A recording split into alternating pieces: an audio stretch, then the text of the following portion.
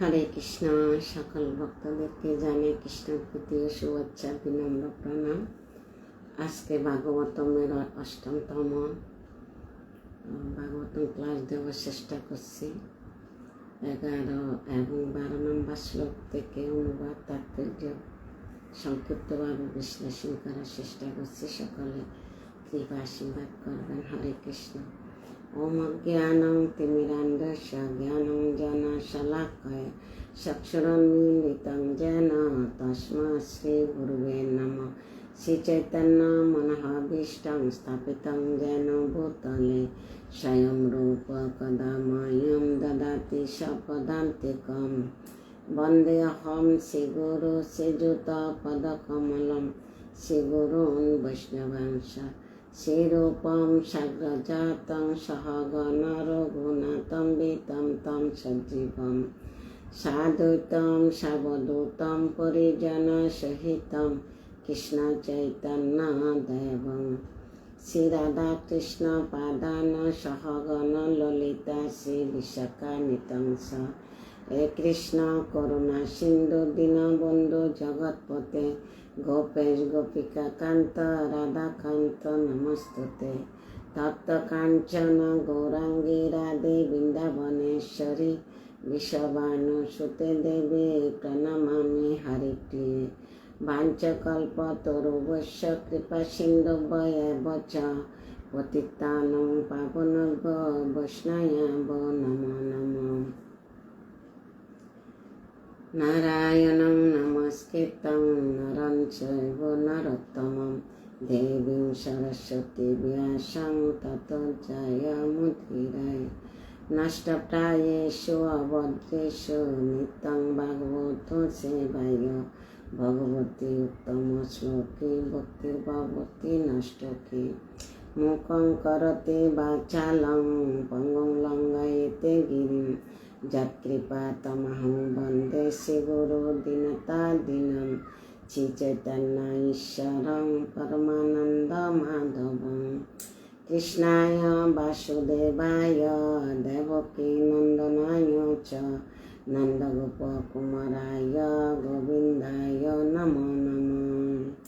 পাদ যদীয় প্রথমা দ্বিতীয় তৃতীয় তুর্যকতিতা যধুর নাভিস্থাতা পঞ্চমেব ষষ্ঠ ভুজন্তরং যদুলং স্ততানু কণ্ঠস্থরাজা নবম যদীয় মুখারবিন্দম দশম প্রফুল্লম একাদশ যস্য ললাটপটং শিরায়োপিতো দ্বাদশ ভবতি তমাদিদেবং করুণানিদানং তমালবন্নং সুহিতায়বতারং।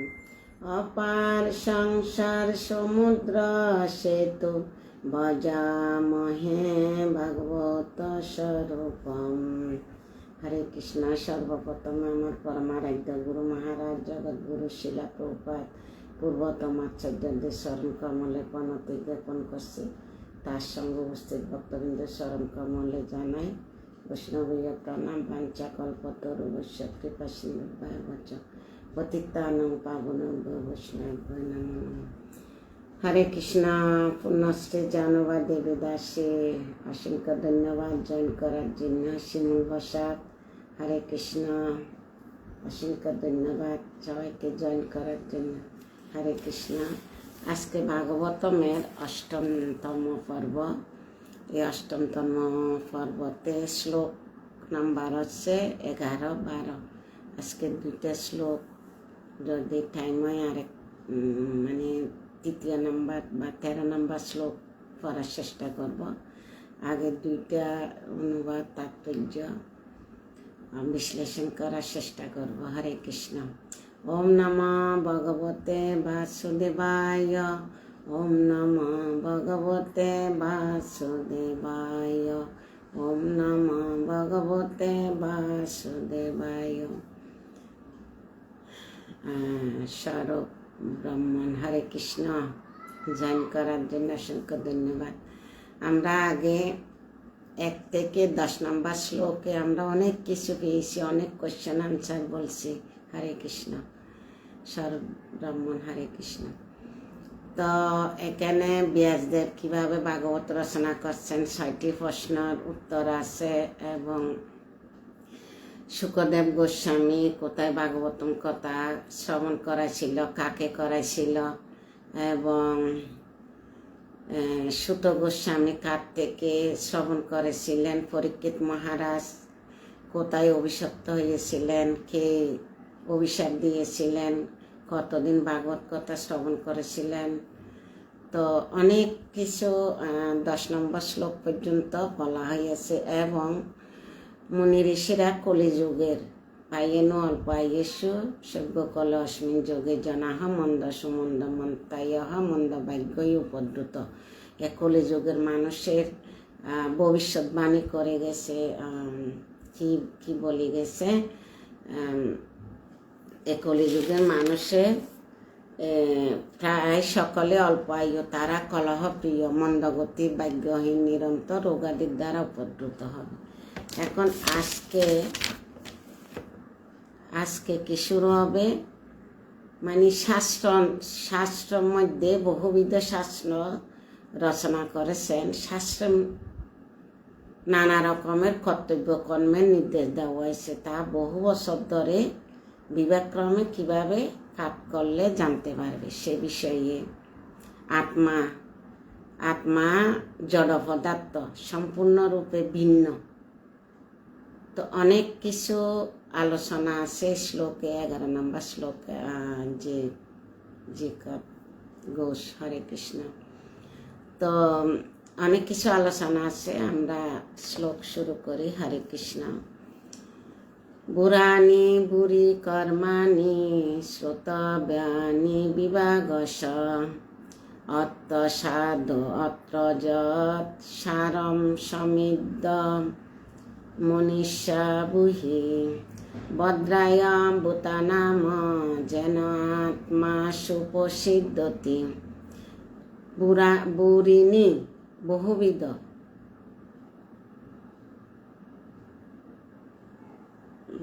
লাকি শর্মা, হরে কৃষ্ণ, জয়েন করার জন্য অসংখ্য ধন্যবাদ। বুরিনি বহুবিধ, বিবিধ কর্মানি কর্তব্য কর্ম, হরে কৃষ্ণ, হরি বল মাতাজি, হরে কৃষ্ণ।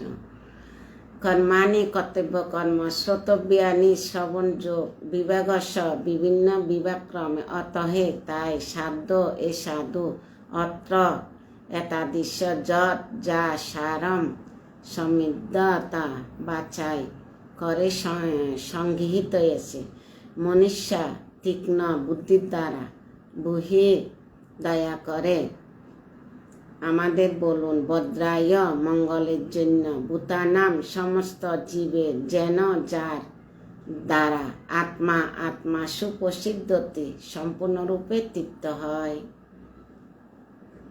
বহুবিধ শাস্ত্র রয়েছে এবং সে সমস্ত শাস্ত্রে নানা রকমের কর্তব্য কর্মের নির্দেশ দেওয়া হয়েছে, যা বহু বছর ধরে বিভাগক্রমে পাঠ করার ফলে কেবল জানতে পারা যায়। তাই মহিষী, দয়া করে আপনি সে সমস্ত শাস্ত্রের সারমর্ম জীবের মঙ্গলের জন্য বিশ্লেষণ করে শোনান, যাতে তাদের হৃদয় সম্পূর্ণভাবে সুপ্রসন্ন হতে পারে। কবিতা। হরে কৃষ্ণ। হরে, জয়েন করার জন্য ধন্যবাদ। এটা আছে যে শিপ্রা মহাজন, হরে কৃষ্ণ, আমার বৌদিও জয়েন করছে। ধন্যবাদ সবাইকে, অসংখ্য অসংখ্য ধন্যবাদ ক্লাস জয়েন করার জন্য। হরে কৃষ্ণ। এই যে 6টি প্রশ্ন বলছি, এই 2 নম্বর প্রশ্নের উত্তর এখানে, প্রশ্ন এবং উত্তর এখানে কিছু দিয়েছে। কি বলছে, সে সমস্ত শাস্ত্রের সারমর্ম জীবের মঙ্গলের জন্য বিশ্লেষণ করে শোনান, যাতে তাদের হৃদয় সম্পূর্ণভাবে সুপ্রসন্ন হতে পারে। মানে সমস্ত শাস্ত্রের সারমর্ম জীবের মঙ্গলের জন্য বিশ্লেষণ করতে বলছে। আমাদের মতো অধপতিত জীবদের জন্য, জীবের মঙ্গলের জন্য এই ভাগবত কথা নৈমিষারণ্যে শোনাইছিলেন, এবং মুনি ঋষিরা প্রশ্ন করেছিলেন, কেন? জীবের মঙ্গলের জন্য। আজকে আমরা ভাগবতম পাঠ করতে পারছি, শ্রবণ করতে পারছি কিসের মাধ্যমে? এক তো পরীক্ষিত মহারাজ অভিশপ্ত হয়েছিল পরীক্ষিত মহারাজের কারণে, আর দ্বিতীয়ত জীবের মঙ্গলের জন্য মুনি ঋষিরা যথেষ্ট চেষ্টা করে গেছে। তাৎপর্য, আত্মা জড় পদার্থ থেকে সম্পূর্ণ ভিন্ন, তা চিন্ময়। আত্মা জড় পদার্থ থেকে সম্পূর্ণ ভিন্ন কিভাবে? কারণ আত্মা হচ্ছে চিন্ময়, এবং তাই সব রকমের জড় পরিকল্পনার দ্বারা কখনো আত্মার পরিতৃপ্ত সাধন করা যায় না। এখানে একটা প্রশ্ন হতে পারে, আত্মা জড় পদার্থ থেকে কিভাবে সম্পূর্ণরূপে ভিন্ন, বা সম্পূর্ণরূপে ভিন্ন কিভাবে হতে পারে? তো কারণ আত্মা হচ্ছে চিন্ময়, তাই সব রকমের জড় পরিকল্পনার দ্বারাই আত্মাকে কখনো তৃপ্তি সাধন করা যায় না। সমস্ত শাস্ত্রীয় এবং পারমার্থিক নির্দেশগুলি উদ্দেশ্য হচ্ছে আত্মার সন্তুষ্টি বিধান করা। সব রকমের জড় পরিকল্পনার দ্বারা নির্দেশগুলির উদ্দেশ্য হচ্ছে আত্মার সন্তুষ্টি বিধান করা। বিভিন্ন স্থানে, বিভিন্ন কালে, বিভিন্ন ধরনের জীবদের জন্য বিভিন্ন পন্থা নির্দেশ হয়েছে। এভাবে অসংখ্য শাস্ত্রগ্রন্থে প্রকাশ হয়েছে। এই সমস্ত ভিন্ন ভিন্ন শাস্ত্রের কর্তব্য কর্ম অনুষ্ঠানের ভিন্ন ভিন্ন পন্থা প্রদর্শিত হয়েছে। কলিযুগের মানুষদের অধঃপতিত হওয়ার অবস্থার কথা বিবেচনা করে নৈমিষারণ্যের ঋষিরা শিল সুত গোস্বামীকে অনুরোধ করেন। এ কথাগুলি আমি আগে শ্লোকও বলি আসছি, এখনো বলতেছি। কেন? জীবের, আমাদের মতো অধঃপতিত জীবদের মঙ্গলের জন্য মুনি ঋষিরা সুত গোস্বামীর কাছে প্রশ্নগুলো করেছিলেন।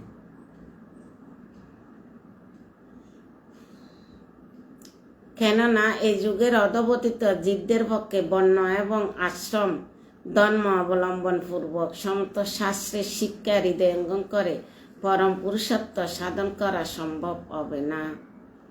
কি বলছে? বর্ণ এবং আশ্রম। বর্ণ আশ্রম, এখানে দুইটি শব্দ, 4টি বর্ণ, ব্রাহ্মণ, ক্ষত্রিয়, বৈশ্য, শূদ্র। আর আশ্রম হচ্ছে ব্রহ্মচার্য, গৃহস্থ, বানপ্রস্থ, সন্ন্যাস, দুইটা শব্দ এখানে। ধর্ম অবলম্বন পূর্বক সমস্ত শাস্ত্রের শিক্ষা হৃদয়ঙ্গম করে পরম পুরুষত্ব সাধন করা সম্ভব হবে না। কিভাবে সম্ভব হবে? বর্ণ আশ্রম সমাজ ব্যবস্থা মানুষকে পারমার্থিক স্তরে উন্নীত করার সর্বশ্রেষ্ঠ পন্থা, কিন্তু কলিযুগের প্রভাবে বর্ণাশ্রম অনুশীলন করা সম্ভব নয়। এই যুগে জনসাধারণের পক্ষে বর্ণাশ্রম ব্যবস্থার নির্দেশ অনুসারে তাদের পরিবারের সঙ্গে সব রকমের সম্পর্ক ছিন্ন করা সম্ভব নয়। এই যুগে সমস্ত আবহাওয়ার স্বাস্থ্য বিরুদ্ধ ভাবধারায় পরিপূর্ণ, এবং তার ফলে সহজে বোঝা যায় যে এই যুগে সাধারণ মানুষদের পক্ষে পারমার্থিক উন্নতি সাধন করা অত্যন্ত কঠিন।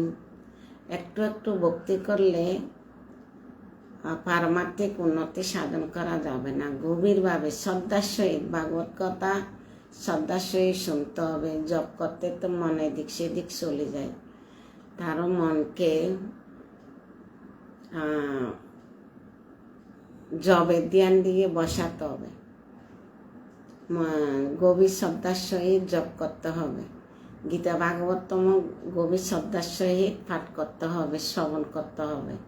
তাহলে আমরা পারমার্থিক উন্নতি সাধন করতে পারব।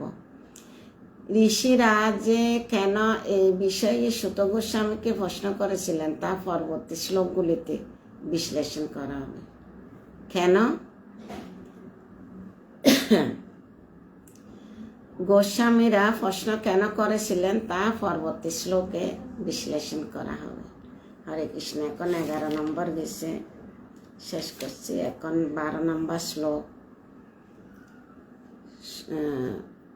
12 নম্বর শ্লোক হচ্ছে, সুত জানাসি বদ্রম তে ভগবান সততম দেবকাম বসুদেবস্য দেবস্য জাত যস্য চিকিৎসা সুত এ সুত গোস্বামী জানাসি আপনি জানেন ভদ্রম তে সর্বত্রভাবে আপনার মঙ্গল হোক।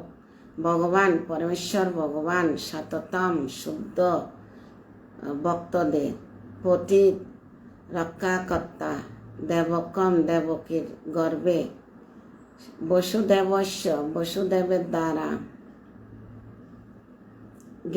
জাত জন্মগ্রহণ করেছিলেন। যশ উদ্দেশ্য চিকিৎসা অনুষ্ঠান করার ইচ্ছা। হরে কৃষ্ণ। রাজদ্বীপ হরে কৃষ্ণ জয়েন করার জন্য ধন্যবাদ। অনুবাদ এই সুত গোস্বামী আপনার সর্ববিধ মঙ্গল হোক। আপনি অবগত আছেন যে কি উদ্দেশ্য পরমেশ্বর ভগবান বসুদেব পত্নী দেবকীর গর্ভে আবির্ভূত হয়েছিলেন। এটা 3 নম্বর প্রশ্ন। ভগবান শ্রীকৃষ্ণ কেন দেবকীর গর্ভে আবির্ভূত হয়েছিলেন এই প্রশ্ন এখানে দিছে, আবার উত্তরও আছে। এই 6টা প্রশ্নের উত্তর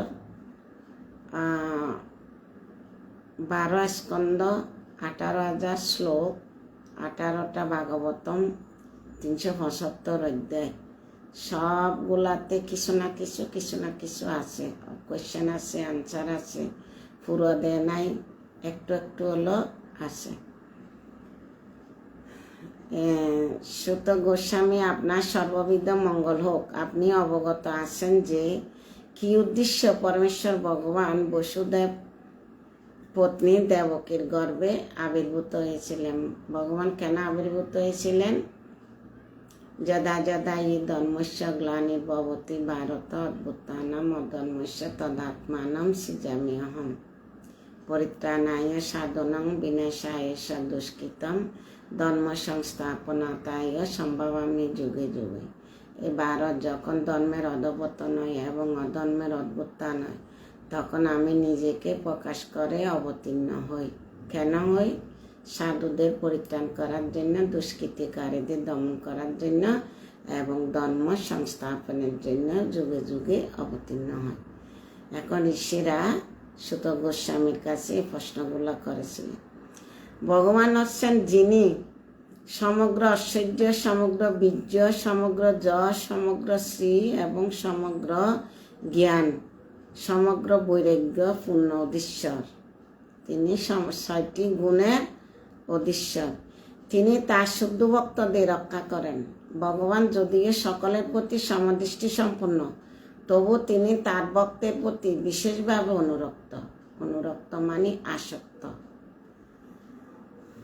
সকলের প্রতি সমদৃষ্টি সম্পন্ন। ভগবান সকলের প্রতি সমদৃষ্টি সম্পন্ন, তবু তিনি তার ভক্তের প্রতি বিশেষভাবে অনুরক্ত মানে বিশেষভাবে আসক্তযুক্ত।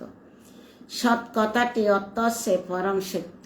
পরম সত্য কি? পরম সত্য হচ্ছে পরমেশ্বর ভগবান। আর যে সমস্ত মানুষ সে পরম সত্যের সেবা করেন তাদের বলা হয় সাতত্ব। আর পরমেশ্বর ভগবান যিনি এই ধরনের শুদ্ধ ভক্তদের রক্ষা করেন, তার আরেক নাম হচ্ছে সাততম পতিত ভদ্রম, অর্থাৎ আপনার সর্ববিধ মঙ্গল হোক। কথাটির মাধ্যমে শিলে সুত গোস্বামীর কাছ থেকে পরম তত্ত্ব সম্বন্ধে জানাবার জন্য ঋষিরা ব্যাকুলতা প্রকাশ পাচ্ছে। পরমেশ্বর ভগবান শ্রীকৃষ্ণ বসুদেবের পত্নী দেবকী সন্তান রূপে আবির্ভূত হয়েছিলেন। বসুদেব হচ্ছেন চিন্ময় স্থিতির প্রতীক। যেহেতু পরমেশ্বর ভগবান প্রকাশিত হন, মুনি ঋষিরা একান্তভাবে ব্যাকুল হয়েছে কেন বসুদেবের পত্নী দেবকীর সন্তান রূপে কেন আবির্ভূত হয়েছিলেন, এই কথাটা জানার জন্য ঋষিরা ব্যাকুল হয়ে উঠছে। সুত গোস্বামীর কাছে প্রশ্ন করতেছে কেন বসুদেবের পত্নী দেবকীর সন্তান রূপে আবির্ভূত হয়েছিলেন। বসুদেব হচ্ছে চিন্ময় প্রতীক। চিন্ময়ের প্রতীক। আর তারা 12 যুগ পর্যন্ত সাধনা করছিল পুত্ররূপে পাওয়ার জন্য, যেখানে পরমেশ্বর ভগবান প্রকাশিত হন। তার কারণে সুশীল দাস, হরে কৃষ্ণ, অসংখ্য ধন্যবাদ। তো এই শ্লোকে আমরা কি পেলাম, বা ভগবান শ্রীকৃষ্ণ কেন দেবকীর গর্ভে আবির্ভূত হয়েছিলেন। সৈনিক ঋষিরা সুত গোস্বামীর কাছে কথা জানতে চেয়েছে। আগে শ্লোকে 11 নম্বর শ্লোকে কি পেয়েছি, শাস্ত্র অনন্ত, যা বহুকাল অধ্যয়ন করে তা শেষ করা যাবে না। দয়া করে আপনি সমস্ত শাস্ত্রের সারমর্ম বর্ণনা করুন। তো আমরা ভাগবতম পড়ি, ভাগবতম থেকে মানে কি পড়ছি, এরপরে যদি আমরা এটা বুঝতে পারি, একটা শব্দ যদি বুঝতে পারি, তাহলে আমাদের জীবন ধন্য। পড়লে হবে না, পড়াতেই বুঝতে হবে সুত গোস্বামী কে, শুকদেব গোস্বামী কে ছিলেন, প্রথম কোথায় ভাগবতম কথা শ্রবণ করাইছিল, কাকে শ্রবণ করাইছিল, সুত গোস্বামী কার থেকে শ্রবণ করছে, গুরুকে ছিল, শিষ্যকে, অনেক কিছু বলে আসছে। 12 নম্বর শ্লোক পর্যন্ত অনেক কিছু বলে আসছে। যারা শ্রবণ করেন নাই, বাকি ভিডিও থাকবে ফেসবুকে, আপনারা শ্রবণ করে নিয়ে। অনেক তথ্য বলছি, আমি চেষ্টা করছি যতটুকু মহারাজদের মুখ থেকে শ্রবণ করছি এবং ভাগবতম পরে কিঞ্চিত বোঝার চেষ্টা করছি। তো আপনাদেরকেও সেম বলার চেষ্টা করছি। এখানে আমার কোনো ভূমিকা নেই। গুরু মহারাজের কৃপায়, প্রভুপাদের কৃপা আশীর্বাদে যতটুক বলার শক্তি দিছে এতটুকু বলাতে চেষ্টা করছি। হরে কৃষ্ণ। এখন বলছিলাম 11-12 পর্ব, দুটা ছোট ছোট, 2টা পড়ছি। এখন 13 নম্বর শ্লোকটা করে শ্লোক অনুবাদ তাৎপর্য পরে শেষ দিব। শ্লোক 13। তৎন সুশয়না নাম অর্হসি অঙ্গ অনুবর্ণিতুম যশবতার ভূতানাম শ্যামায় চ বাবায় চ। অনুবাদ। এই সুত গোস্বামী, যার অবতার এবং আবির্ভাব সমস্ত জীবের মঙ্গল এবং সমৃদ্ধির জন্য হয়ে থাকে, আমরা সেই বাসুদেবের লীলাসমূহ শ্রবণ করতে অভিলাষী। আপনি অনুগ্রহ করে গুরু পরম্পরায় লব্ধ সেই জ্ঞান আমাদের কাছে ব্যাখ্যা করুন, কেননা তা শ্রবণ ও কীর্তনে উভয়ের কল্যাণ সাধিত হয়। এটা 5 নম্বর প্রশ্ন। এখন 5 নম্বর প্রশ্নটা করছে সুত গোস্বামীর কাছে। কারা করছে? ঋষিরা, নৈমিষারণ্যের ঋষিরা কার কাছে প্রশ্নগুলা করতেছে? সুত গোস্বামীর কাছে। আমাদের বুঝতে হবে শুকদেব গোস্বামীকে, সুত গোস্বামীকে, ব্যাসদেবকে, আগে এগুলো বুঝতে হবে, তারপর ভাগবতম বুঝতে আমাদের ইজি হবে। আমি আগে 1 নম্বর শ্লোক থেকে হুঙ্কনে এগুলার পরিচয় দিচ্ছি, বুঝাই আসছি। এখন আবারও পুনরাবৃত্তি করতেছি, কারণ ভাগবতমে এভাবে দিছে, প্রত্যেক শ্লোকে দিচ্ছে, প্রত্যেক অনুবাদ তাৎপর্যতে দিচ্ছে। অনেকে শ্লোক আর অনুবাদ পড়ে চলে যায়, তাৎপর্য না পড়লে আমরা বোঝার সম্ভব হবে না। সেজন্য আমি শ্লোক, অনুবাদ, তাৎপর্য 3টা পড়তেছি। শিল্পীরানী দেবী, হরে কৃষ্ণ যুক্ত হওয়ার জন্য। হরে কৃষ্ণ। তো তাৎপর্য, পরম সত্য সম্বন্ধে অপ্রাকৃত বাণী শ্রবণ করার পন্থা এখানে বর্ণিত হয়েছে। কি পরম সত্য? পরম সত্যটা এই পর্যন্ত 4-5 শ্লোকে দিচ্ছে। পরম সত্যকে পরমেশ্বর ভগবান। পরম সত্য হচ্ছে পরম মঙ্গলময়। সে সত্যকে জানতে পারলে তিতাব দুঃখ সমূল উৎপাটিত হয়। আমরা যে তিতাব দুঃখ বুক করতেছি, তিতাব দুঃখ সমূল উৎপাটিত হবে। কিভাবে? পরম সত্যটা জানতে পারলে। পরম সত্যকে পরমেশ্বর ভগবান। এই বাণী শ্রবণ করার প্রথম যোগ্যতা হচ্ছে যে শ্রোতাকে তা শ্রবণ করার জন্য ঐকান্তিকভাবে আগ্রহী হতে হবে। এটা শ্রোতা যারা আপনারা যে শ্রবণ করছেন, আপনাদের ঐকান্তিকভাবে আগ্রহ থাকতে হবে আমি ভাগবত কথা শ্রবণ করব। আমি তো এখন একদিন পর দিচ্ছি ক্লাস, 8টা থেকে শুরু করি, 8টাও তো 5-10 মিনিট হয়। তো আপনারা কালকে আগামীকাল দিতে পারবো না, এরপরে শুক্রবারে দিব, একদিন পর দিচ্ছি। টাইম সেটিং হলে পরে প্রত্যেক দিন দেওয়ার চেষ্টা করব। আগে টাইম সেটিং করে নিই। অন্য কিছু আছে, ক্লাস আছে, আজকেও ক্লাস আছে না, ভাগবতম ক্লাস 10টা থেকে। তো অন্যদিন ক্লাস থাকে আর অন্য কিছু পড়া আছে, ভিডিও আছে, তাই আমি এখনও টাইমিং সেটিং করতে পারছি না, তাই একদিন পর দিচ্ছি। তো 8টার পরে আপনারা চেষ্টা করবেন।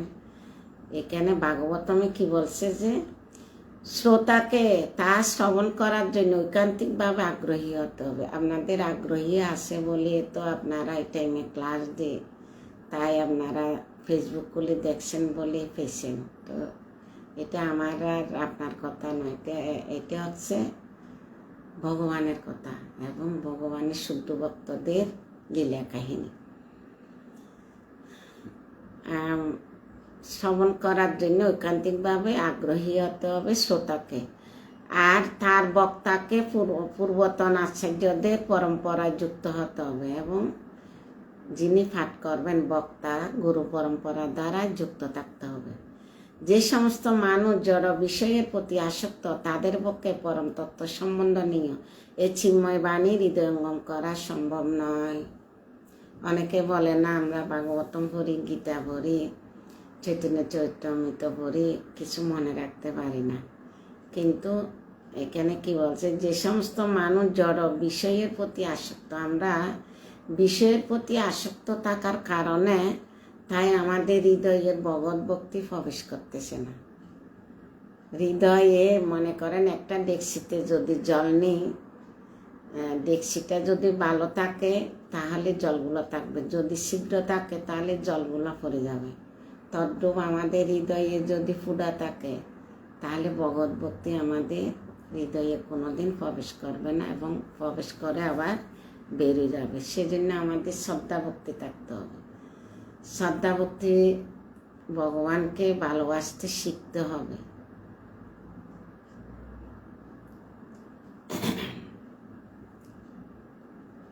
হরে কৃষ্ণ। তো উভয়ে সদ্গুরুর নির্দেশনায় শিষ্য ধীরে ধীরে পবিত্র হয়। সদ্গুরু নির্দেশনায় প্রতিমা রানীনাথ। হরে কৃষ্ণ। শিষ্যকে সদ্গুরুর নির্দেশনায় শিষ্য ধীরে ধীরে পবিত্র হয়। আমরা সদ্গুরুর বাণী কৃপা মানি, বাণী সদ্গুরুর যদি বাণীকে আমরা নির্দেশকে পালন করি তাহলে আমরা কি হব, ধীরে ধীরে পবিত্র হব।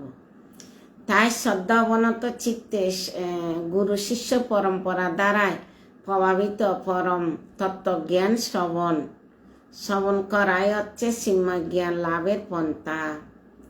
চিন্ময় জ্ঞান লাভের পন্থা কি?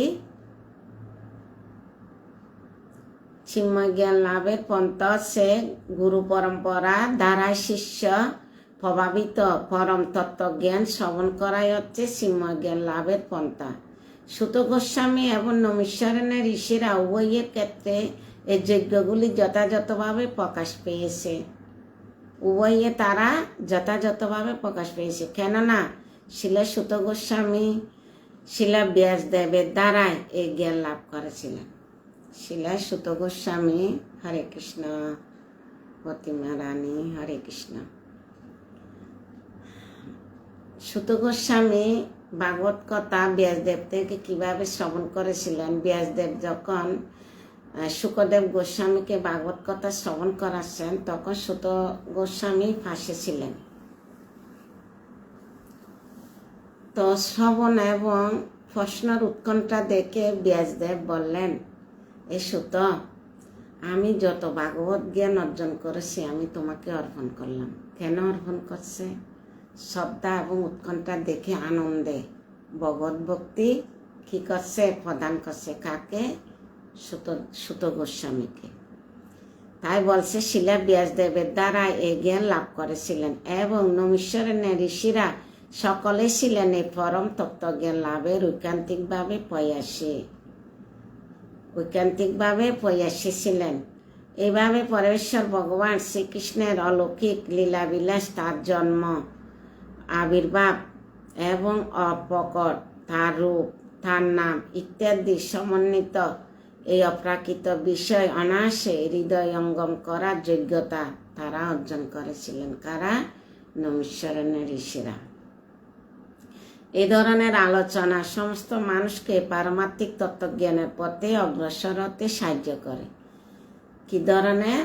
এই ভাগবত কথায় মুনি ঋষিদের প্রশ্ন, সুত গোস্বামীর উত্তর দেওয়া, আলোচনা করা, এগুলা কি? এই ধরনের আলোচনা সমস্ত মানুষকে পারমার্থিক তত্ত্বজ্ঞানের পথে অগ্রসর হতে সাহায্য করবে। এইগুলা এতক্ষণ যে আমরা আলোচনা করছি, এগুলা কিসের আলোচনা? এগুলো পারমার্থিক আলোচনা। এগুলো আমাদেরকে কি করবে? তত্ত্বজ্ঞানের পথে, পারমার্থিক তত্ত্বজ্ঞানের পথে আমাদেরকে অগ্রসর হতে সাহায্য করবে।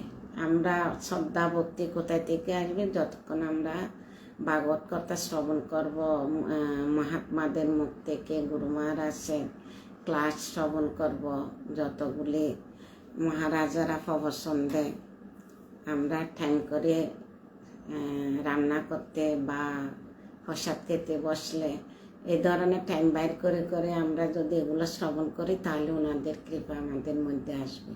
তাই আমরা পারমার্থিক তত্ত্বজ্ঞানের পথে অগ্রসর হতে পারবো। ভগবত ভক্তি সবার কাছে আছে। কিভাবে? সুপ্তভাবে।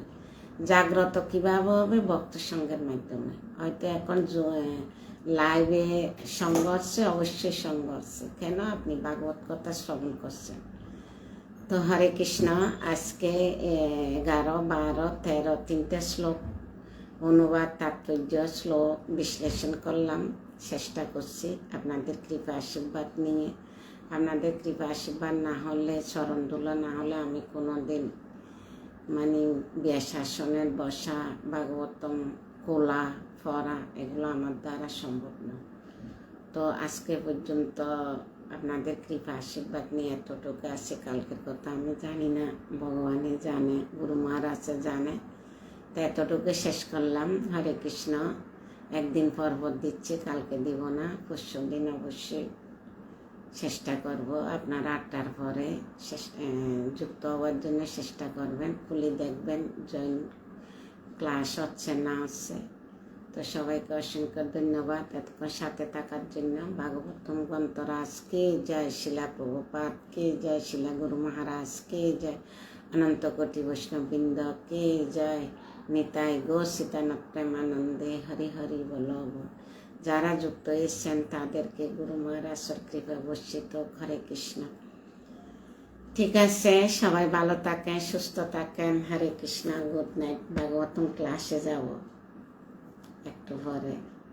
আজকে তো একাদশী, আরো 2 মালা বাকি রয়েছে, মালাগুলো শেষ করব। ঠিক আছে। হরে কৃষ্ণ। পড়তে তো আরো ইচ্ছা করে, কিন্তু টাইম মেনটেন করতে হচ্ছে। তো ঘরের ছোটো মোটো কাজ আছে, 2 মালা জব আছে, তারপর যাব ভাগবতম ক্লাসে। আস্তে আস্তে তো 12টা বাজবে। সকালের রেডি হওয়া আছে ভোরবেলার জন্য। কালকে তো পারানা দেরি হচ্ছে, সবাই টাইম দিচ্ছে, টাইমটা ফেসবুক থেকে দেখে নেবেন। কালকের পারানা দেরি আছে। ঠিক আছে। হরে কৃষ্ণ। সবাইকে প্রণাম। ভুল ত্রুটি নিজে গুণে ক্ষমা করবেন।